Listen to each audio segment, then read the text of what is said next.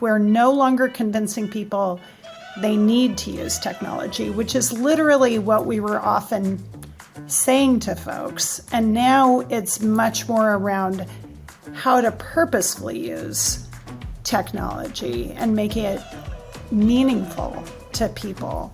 Now we're using it to address learning gaps. Now we're using it to differentiate instruction better. Welcome to the Educator Pineapple Podcast, which features trailblazers, pioneers, and ed leaders who all started their careers in the classroom.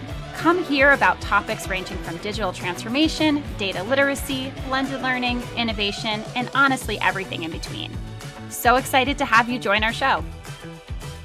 Today's guest is Liz Arney, who is just so excited to be on here. Hello.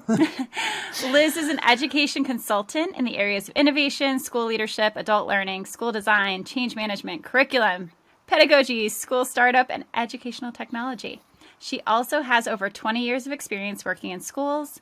She's written numerous white papers in landscape analysis, built and facilitated communities of practice, provided instruction and coaching support in the areas of digital tools, digital capabilities, school design, and high-quality curriculum implementation. She's taught grades 9th through adult courses and conducted research and diligence on education products and services. She is also the author of Go Blended, a handbook for blending technology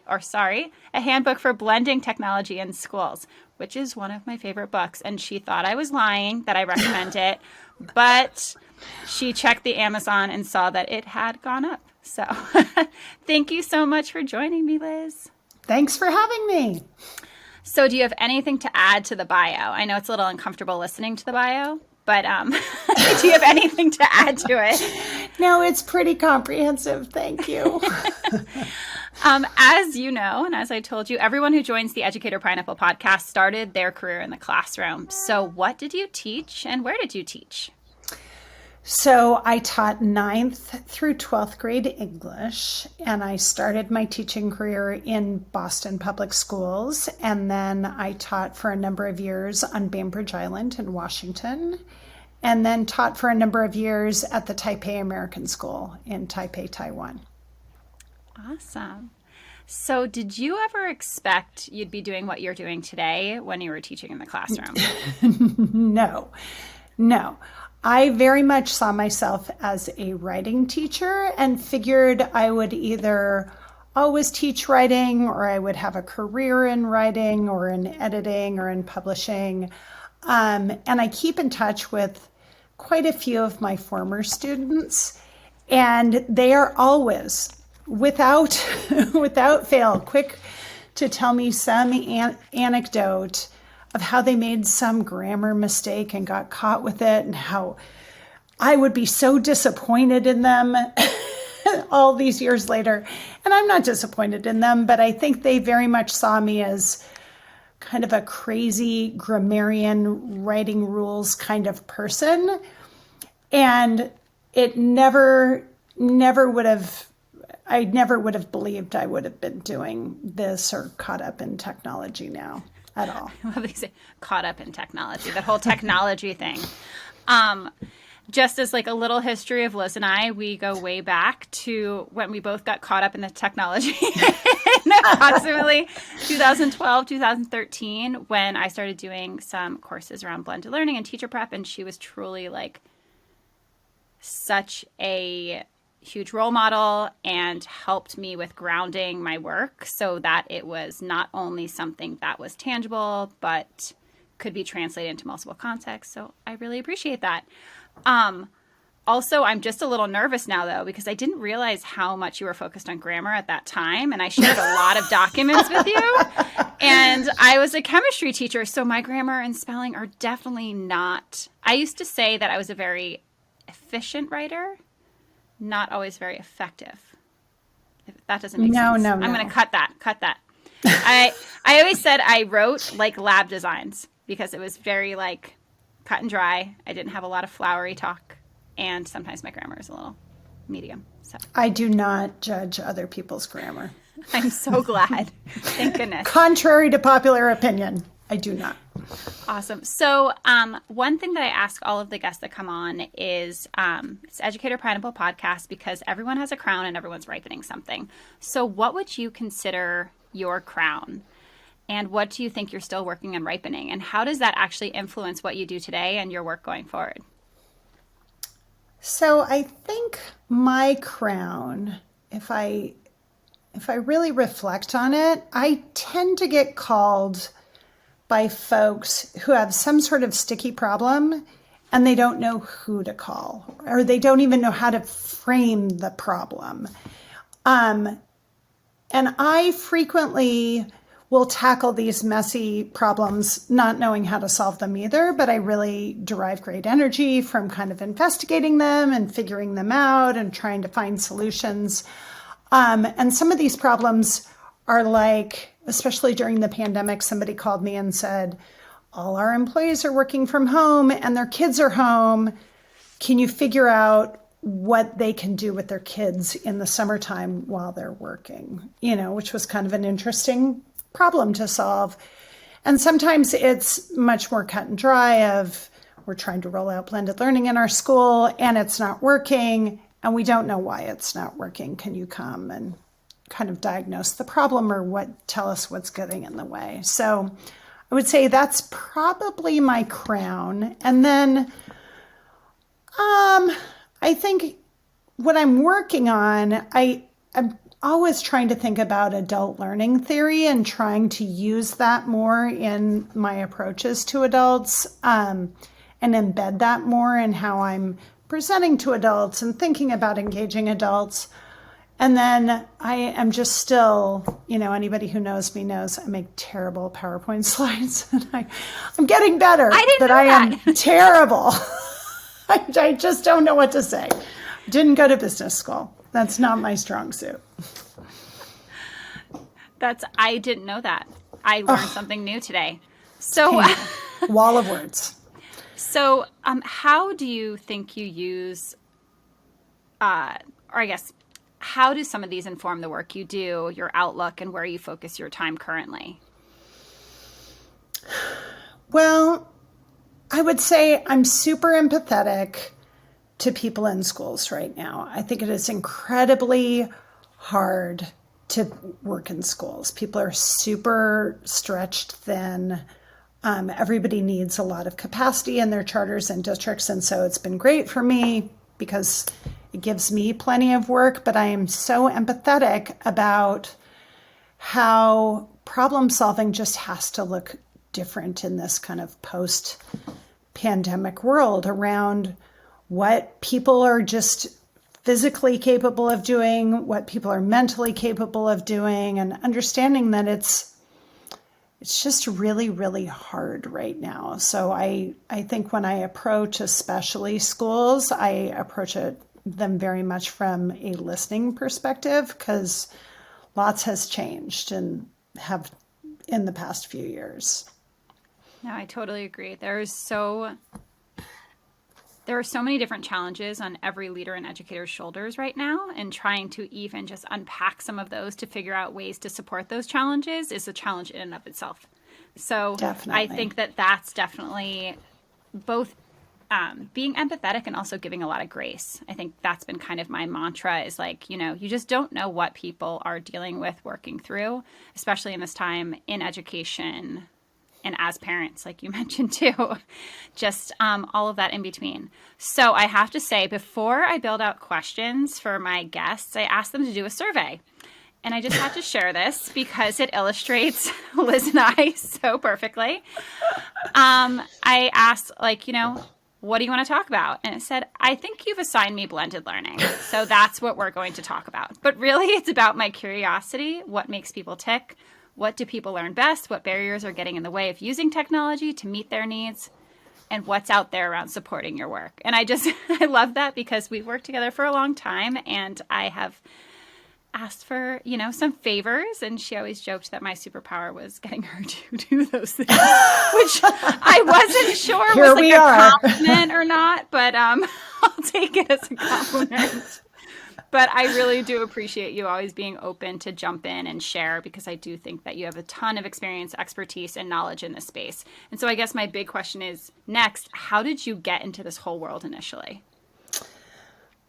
Well, back, I don't know, 10 years ago, longer, I was wrapping up some work. The Common Core had just started rolling out, and I was doing some curriculum work, and I was approached and asked if I could lead our hybrid learning work. And I was like, I don't even know what that is. And they called me the hybrid learning champion, which was a horrible title. And yet, when I asked my supervisor, like, why do you want me to do this? I don't know tech. And she said, you've spent so much time on instruction and curriculum, you will not mess it up with the technology. You will not let the technology get in the way of learning. So I was like, okay. And I'm an incredibly curious person, and I didn't know what I didn't know. So I was like, sure, I can do anything for a couple of years to just make sense of it. The bar was low at the time. And so I just started learning and connecting with other people like you who knew things. And the rest was history. It's funny, when we first met, I feel like it was before it was called blended learning. So it's just like using technology effectively or strategically. It was like, okay, how can we use technology to build teacher capacity, to impact student learning in different ways? And I think that like our go-to mantra was, don't use technology for the sake of using technology, but leverage technology to address instructional challenges and teach students better. And I kept like reciting that every time I visited a school, thinking through like, why are we using that? And that speaks to actually that story of, you know, you were put in charge of it because you were so deep into the pedagogical approach, not necessarily the technology side. So really thinking through how it would impact that instructional practices and not just add some fun aspects to the learning experience, but actually impactful parts, or both. But also at that time, you know, technology was just taking off. And here in the Bay Area, there was a lot of hype and a lot of promises being made, and people were really into it. And there were a bunch of snake oil salesmen, if I could sound old and crotchety. But there were a bunch of people making false promises to schools about what technology could do or what was on their critical path of development. And so I think there was a lot of anxiety that if we put the wrong person in charge of technology, we're going to spend all this money and it's all going to get wasted. That's so important that you don't not only use the technology, but that it's sustainable and impactful, right? So really thinking through which are things that we're still thinking through today. I know. So with that, what are some of the first places you saw blended learning taken off? And like what systems and structures did they put in place that allowed that to happen? So I started touring schools that were using technology purposefully pretty early. And it was really interesting because it wasn't what systems and structures, it was the fact that they had systems and structures to use technology purposefully rather than kids get on computers or there's a computer station and kids are just messing around in different programs, or teachers are like, hey, let me show you something on the computer. It was very systematic. It was very structured. It was very purposeful. There was distinct times assigned to tech use and distinct outcomes used for tech use. And that, I feel like the people, you know, it's kind of the KIPP LAs of the world, you know, the early adopters really got those systems and structures right that helped, I think, others and helped me envision, oh, if we're really, really purposeful about when and where we use the technology and for what purpose, you know, we can make magical things happen. And I think that speaks to how you structured your book. And like, you know, that not just like, this is what is the pie in the sky that could happen, but exactly, what are those steps that you need to take to get there? What are the conditions and systems and routines and procedures and guardrails that need to be set so that it is successful? And one of my favorite things about your book, like I said, is that it wasn't just theory, but it put a lot of those pieces into action in concrete and translatable ways. In many ways, it inspired me on how to always think about not just the what, but the why and the how. So why did you build your book that way? And what was your goal with writing it? Other than finishing. I know that. Well, I don't think I had the initial goal to write a book. I think what had happened, some others who were doing similar work to the work we were doing around the country, who were trying to get blended learning going on in their district or in their charter schools, we were learning really quickly from each other. And we had created a community of practice, and we were sharing information on products and structures and what was working. And we gave each other a ton of thought partnership.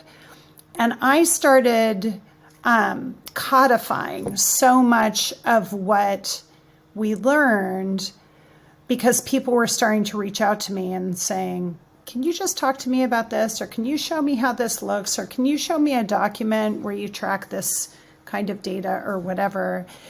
And then they'd say, oh, we want to come tour your schools. And it started just becoming a bigger and bigger and bigger job. And when somebody approached me about writing the book, I was like, I have so much stuff, and my friends have so much stuff. Like, we could easily put together a book of all our advice and all our structures and routines and kind of all our thinking around change management of adults. And so I put together an outline and reached out to my community of practice and said, hey, will you do this with me? Will you contribute your ideas and make this happen? And they all said yes. So that's how the book happened. I don't know how I've never asked you how it started. So it really, truly, like, that collective intelligence and that community aspect, and like, how do we not reinvent the wheel over and over, which is another reason I did the podcast, was like, how do we share these stories so that others don't have access to even knowing they exist, can leverage those learnings and really put them into practice, not in a copy and paste mentality, but really in a, what pieces work for me? How can I build a model that matches my students, my community, my school needs in a really like actionable way? And so I know we've said blended learning has had a lot of iterations, like blended learning, personalized learning, innovative learning, hybrid learning, just using technology. Why do you think blended learning, just even the word, is hot right now?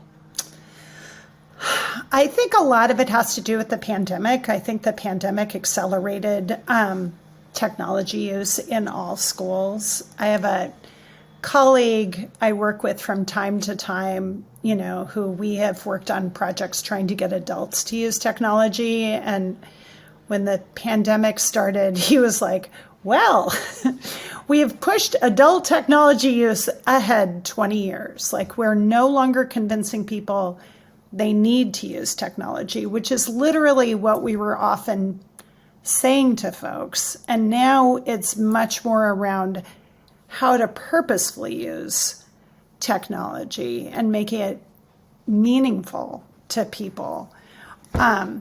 So now it's like, now we're using it to address learning gaps. Now we're using it to differentiate instruction better. Like, the tools have gotten better, bandwidth has gotten better, instruction in many ways using technology has gotten better. So we're just in a completely different space, which I find very exciting. Certainly there are still people who are like, I don't want to use the technology, but there's no more like, I don't want to use the technology ever. It's just, I don't know how to use this, and I'm feeling kind of vulnerable because I don't have the support I need to be able to use it effectively. So I think you're already kind of jumping into this, thinking through, now we actually have the technology, right? We have a lot of tools. I mean, these are dreams of actually having so many schools with one-to-one devices. And so what do you think are the biggest barriers now versus in 2014? And you alluded to this a little bit of the, like, before it was like, get the tools in there, and now we've got the tools. But what are some of the things that are still holding us back?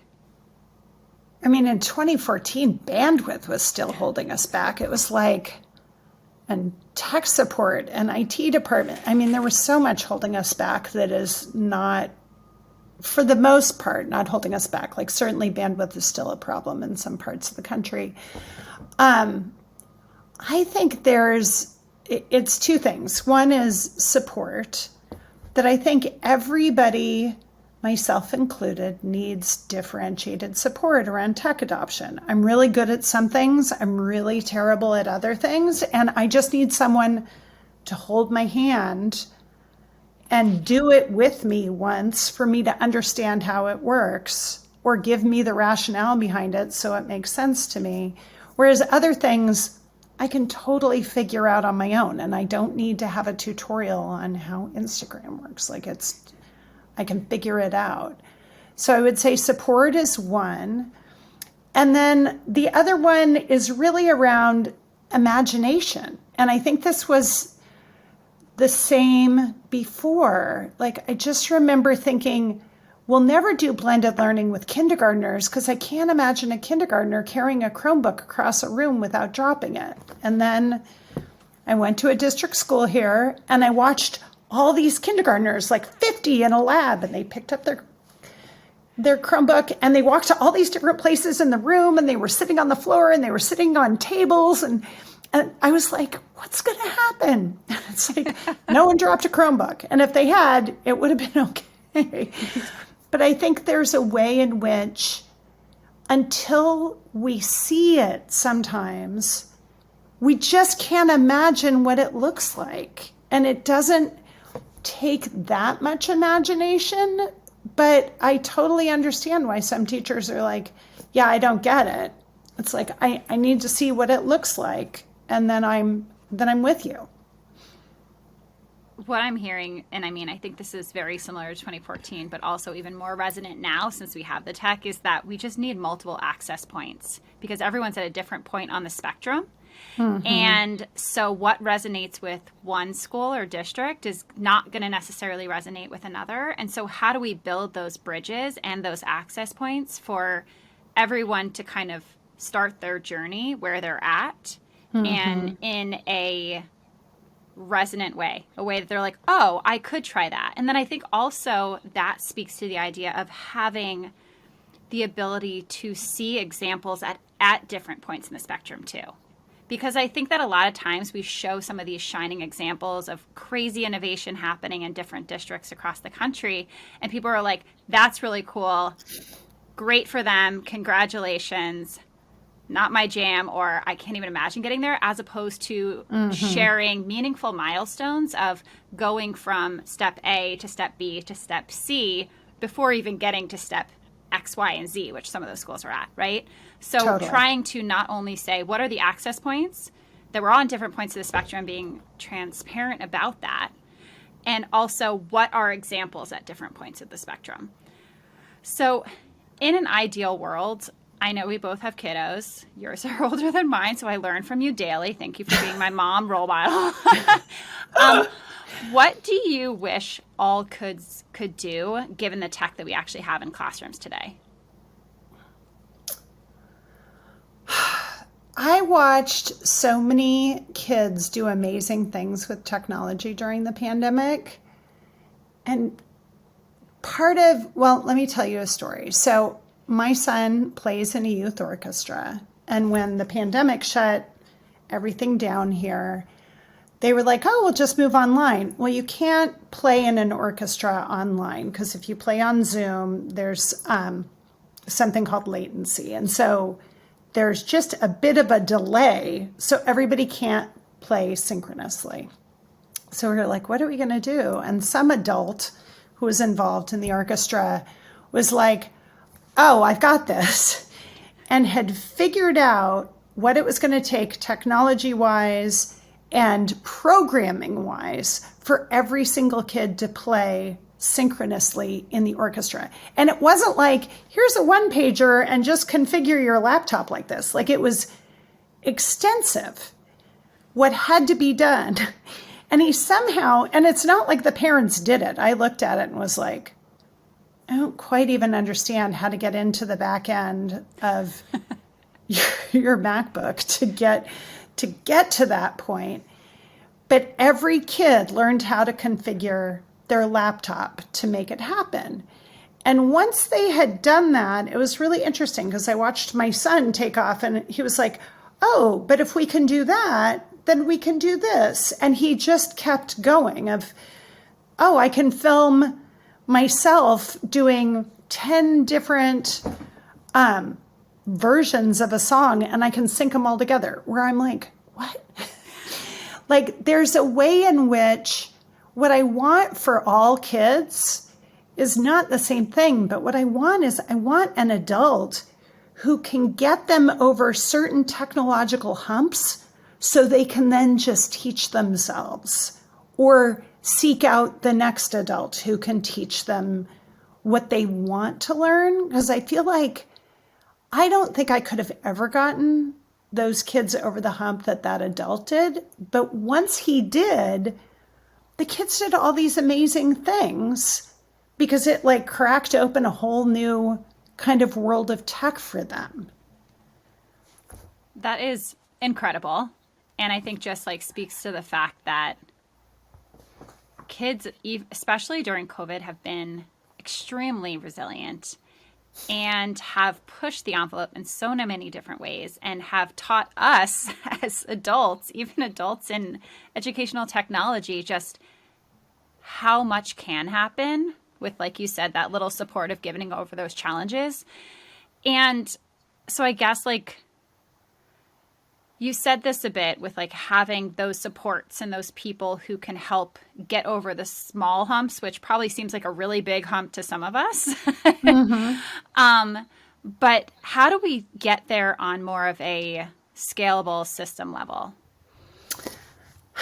Well, I think it's a few things. I think there's a big disconnect between the tech we teach kids and using technology to go somewhere. I feel like I've watched my kids and they are taught really specific. They're now in coding, which I've got more hope around, but they've just been taught, here's how you do a slide deck. And then they do a slide deck. It's like this very end-focused objective, which I think is the wrong objective around teaching and using technology. So I would say that's the first thing. But then I really think we as adults need to double down on the purposes of technology. Like I still hear adults go crazy about screen time. And I'm just like, not all screen time is created equally. And it is very different, like trying to figure out technologically how to merge a bunch of, videos together than it is to just scroll on Instagram stories for an hour. It's just totally different screen time. And we kind of need to get away from that. And we need to ask kids, how might you use technology or leverage technology to solve this problem? I think my kids' teachers are really good about putting problems in front of kids. I would say they are less accustomed to saying, okay, you've got this problem to solve or this research idea to solve. What are the ways in which we can really think differently about how to use technology to solve this problem? Brought up a lot there because I'm thinking about, I think a lot of these things connect, right? If we are aligned on the purpose of that technology, we can kind of move away from this like PTSD from all of the kids being on computers all the time, right?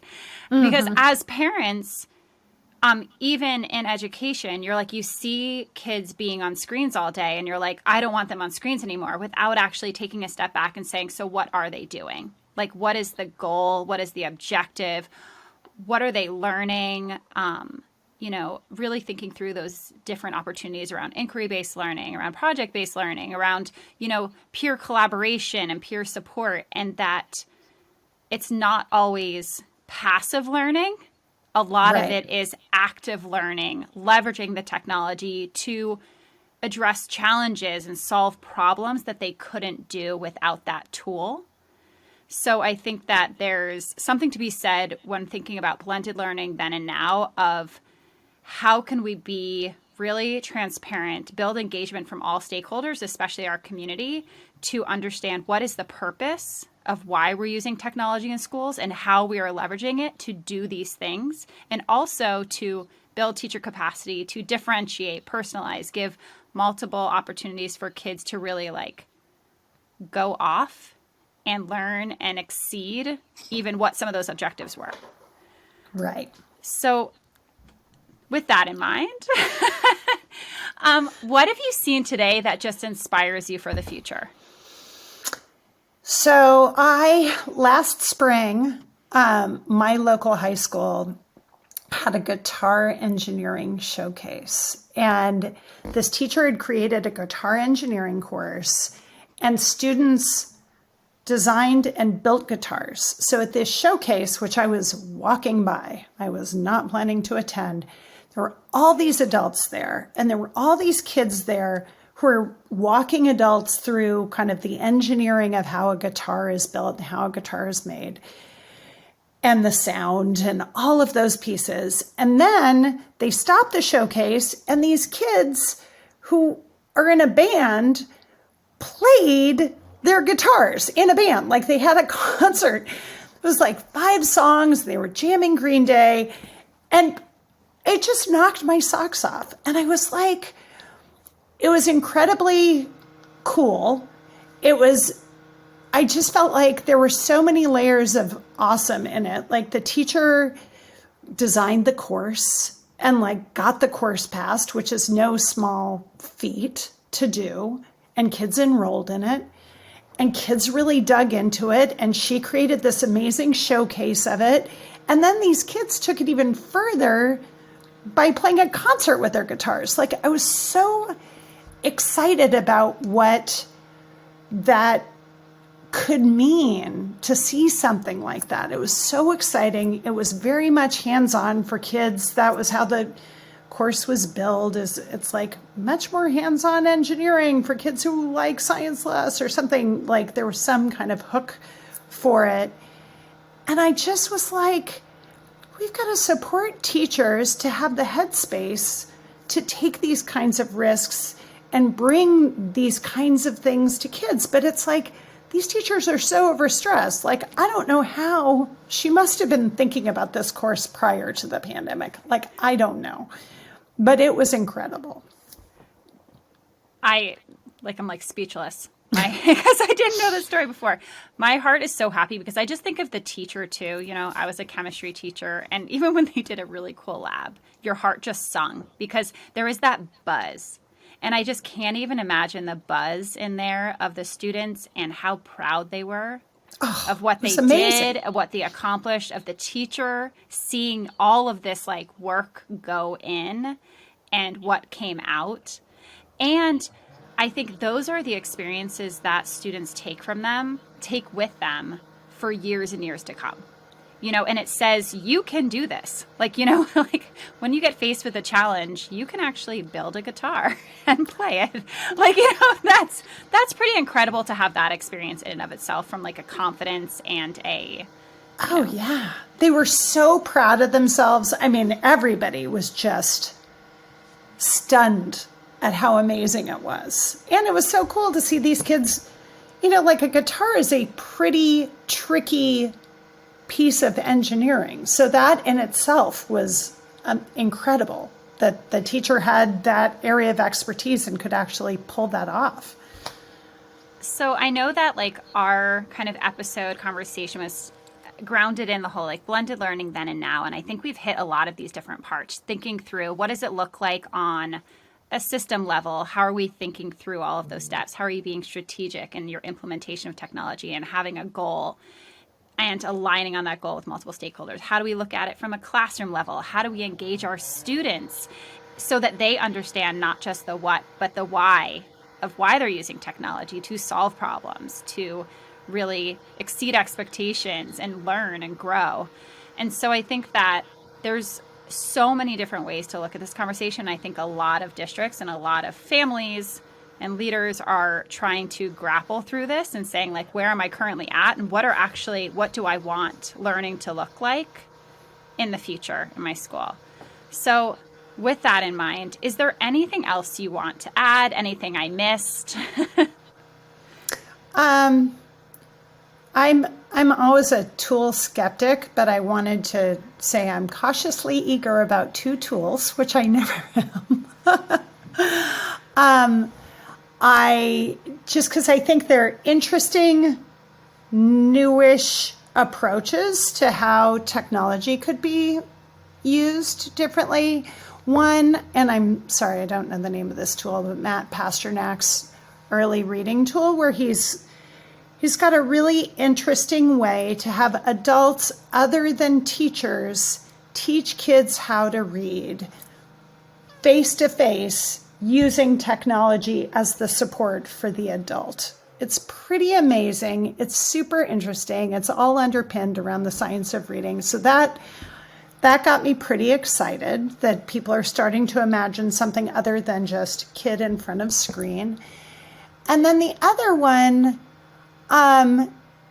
is a tool called Brilliant that my son picked up during the pandemic that's really not for kids. It's an upskilling tool for adults, but it's a really super beautiful, clean interface, which I just hate all these goofy interfaces they use with kids. And granted, this isn't for kids, it's for adults. But he got very hooked into going through Brilliant. It's kind of like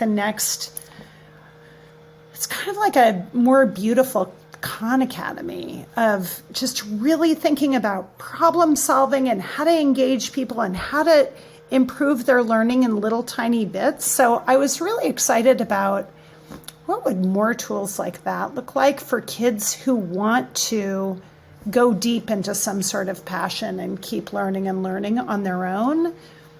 And you can do it on the phone, which, he would sit, and if he's sitting and he's bored, he's doing Brilliant on his phone, which I thought there should be more of this for kids who have these interests. I love how you're looking at really how does it translate past the classroom too. So, because I think the thing is the more we effectively use technology outside the classroom is how we can better even envision as the community what's happening in the classroom. Mm-hmm. Right? Because a lot of times the out of the classroom technology is device time. It is watching a movie or playing on the device in some more passive way. I'm not throwing stones at anyone. I have 2 toddlers. Bluey has played in my house. I'm not throwing any stones. But I will say the technology usage at my house is, definitely different than in their classroom. But if we start using it at home in a more instructional way that builds that curiosity, then it translates even better when they're going to the classroom because they're like, oh, this is not something I just sit and get. This is something I need to engage with. So definitely. I love that kind of flip, I totally agree. So, as we said before, I think sharing is caring. I watched Barney growing up. Actually, I didn't. My sister did. That was after my time. But, so that we're not reinventing the wheel and so that we are sharing those stories and resources, is there anything that you would like to share with those listening that they can continue this conversation, continue exploring and engaging, and actually building those tools to implement in their school system or school themselves as a teacher? And I know, obviously, I will be adding a link for the book. Thank you. But is there anything else you would suggest people to look at? I want people to think about what supports adults need, and really not as a group of adults, but really thinking about individual adults, because sometimes it is about individuals who are stuck and not about a group of people who are stuck. Anybody who's been in a technology class knows that that is an incredibly painful place to be, where someone's like, okay, now you all click on this. Like, adults need different things to get over humps. Like, obviously, like, my mom uses technology. Like, she needs something very, very different than, say, my daughter, who may need something. So it's just food for thought around thinking about the people who are stuck, what they need, or asking them what they need. And then in terms of thinking about partners, full disclosure, I do work for Transcend Education, but I think the absolute world of them. And they are doing this work with districts and charters all around the country, but especially in Texas, which is where I am doing work. I think they've been very thoughtful and they're very smart. And they've launched an innovative models exchange to really start showcasing what these different models look like. It's on their website. But I feel like they are doing incredible work helping schools rethink learning experiences for kids. Awesome. And since we're going to do certain plugs, I used to work for the Learning Accelerator. They also have showcased a ton of different schools who are doing this work. So you can kind of have that little window in that we said, really trying to see what it looks like at different points of the spectrum. So I'll definitely include that link so those listening can explore and see what's happening in elementary, middle, high school, and different examples, both from, 2015 to now. Mm-hmm. And then there's also some relay courses on Canvas that are focused on really starting to do blended learning as well. So I'll include that as well. So lots of stuff to check out. If you want to look for it, you can go on the Vivi website. And so I always like to end with a Post-it promise. I think you're getting your Post-it. I know. I'm like, oh, I didn't put my Post-its in front of me. I always like a Post-it promise because I think we have these fun conversations and then we say, okay, so what am I going to do today, tomorrow, next month, whatever, so that I don't take this inspiration, walk away, and then life happens. And so I actually know that I already have mine, so I'm going to share mine first. Because I just was thinking about it, I think my Post-it promise is to actually start bringing active engagement through technology into my home, because I definitely use it more passively with my kiddos, because they are younger and it's giving me time normally. It's usually a little more of a babysitter, if you will. And so I think that doing some investigation on some tools that my kids can use to learn at home to fill that time, as opposed to just sit them in front of the TV, which I've definitely done. So that's mine. Oh boy. No pressure. Well, what you made me realize is this terrible handwriting. Ask my kids how they can leverage technology to solve this problem. I think, oh yeah, I'm telling teachers to say that all the time, but then I'm like, do I do that at home? I don't think I do. I mean, I will say look it up, but usually that's about the extent of it. I mean, I feel like we've got a parent side of us, an educator side of us. Sometimes they kind of mesh together. Sometimes they separate drastically. So this is just as enjoyable as I expected it to be. Thank you so much, Liz, for joining me. And thank you to those at home in the car for listening. I appreciate you. Please reach out if you have any questions, comments, feedback, everything in between. And again, thank you, Liz, for joining me. Thanks so much, Juliana. It was fun. Awesome. Well, everyone, hope you have a great day and make sure to check out the resources online.